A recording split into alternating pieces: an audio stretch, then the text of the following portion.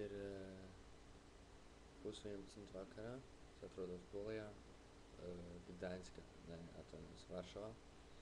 Un tas ir apmēram kaut kas tāds Varšavas nomala, tā kā Rīgā kaut dimā.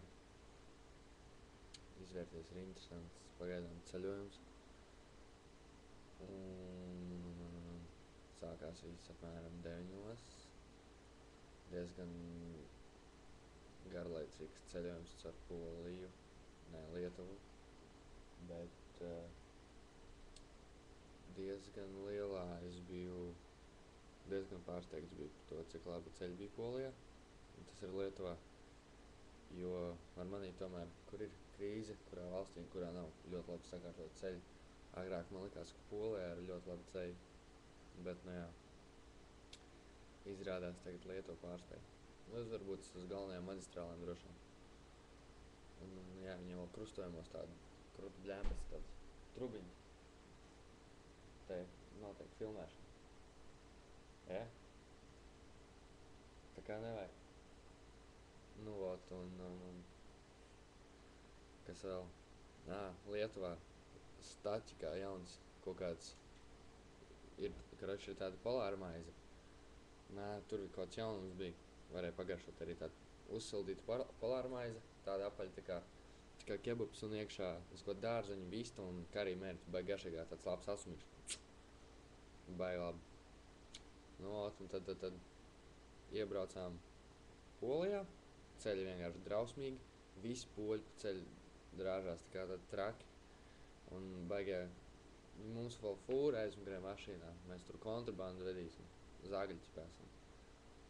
Un tā kā mums fūrta, mēs baigi velkamies, tad mūs visi apsteidz, apdzen.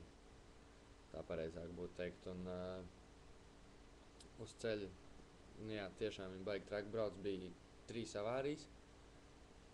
Un 2 tādas vieglas, viena gan vēlāks atbrauks droši vien mājās, ielikšu internetā bildes, jo tāds lēns internets.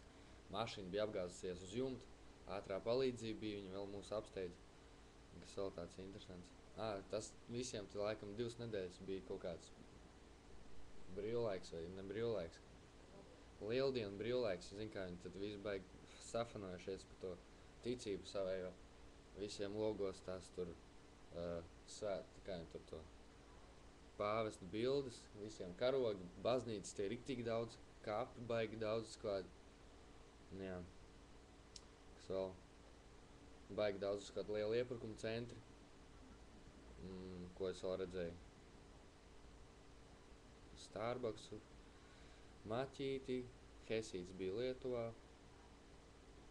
Kentucky Fried Chicken, kas vēl, pats galvenais, atbraucam, nu labi, Lietuvā vēl bišķi, krusa bija tā, lietus, iebraucam te tagad uz viesnīcām, vienkārši ārā ziema ir, vēlāk arī bildes ielikšu. Vienkārši ziema. Ziema jāstaigā pirkt kā ziemas jakā, var uz kalnu iet. Ragaņā braukt lē. Nu, jā, vēl mašīnā aizmigt braucot Polijā, likās gulēja kādu stundu, izrādās 5 minūtes. Bet bija tā vērts, bišķi vieglāk palikt pēc tam, zin kā. Sakārto domas guļot. Proti sapņi nebija. Bija patīkami. Un tā, tas tā īsumā. Rīt 9 brokastis. Baigi labās vakariņas paēdu. Vistas filē, sezamu sēklijām. Vēl tādu, zin kā, mūsu šķīviem parasti liek kaut kādas salātas un tur vēl atsevišķi atnes. It kā viss baigi saka tādu, nelabvēlīgi tādu negatīvu cilvēku neatsaucīgi, bet pagaidām liekas tādu normāli, tikai viņiem ar to angļu valodu zināšanu, tā gan tā pašvaki. Neviens neko nevar pateikt. Ja tu reāli, ja tu gribi braukt uz Poliju, tad tev jāzina 2 valodas, poļu vai krievu valodu un ukraiņu valodu, un tad tu varbūt sapratīs. Es jau visu ceļzīmes saprotu. Viss arī uzraksts. Vajag pie ārsta aiziešu, vajag uz veikalu, tur aiziet. Vajag uz bodīti aiziet, tur var viss rakstīt. Tā laikam diena, kad pārdod visu laiku.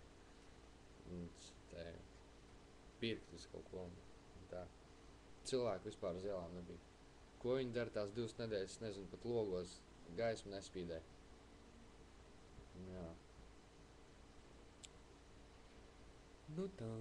Tā kā tas man nav nekāds tagad chillouts, ja man te riktīgs rīt biznesa spāruns būs. Jābliež freestyle angliski būs.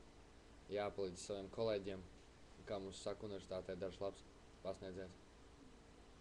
Nā, tā. Angļu valodas izlasīju home reading šodien, pasvītroju visus svarīgos vārdiņus, tā kā mājās būs mazāk ko darīt. Tā, dzīve iet uz priekšu, horoskops arī bija tāds stilīgs. Cipa, nu, ja gribu kaut ko mainīt, tad šis ir pēdējais mirklis tieši tagad. Jo citādāk būs vēlāk, visu pa vēlu, nu, vilciens aizbrauks. Un tā, neko, saudzēt sev un tiksimies rīt, kad paldies par uzmanību.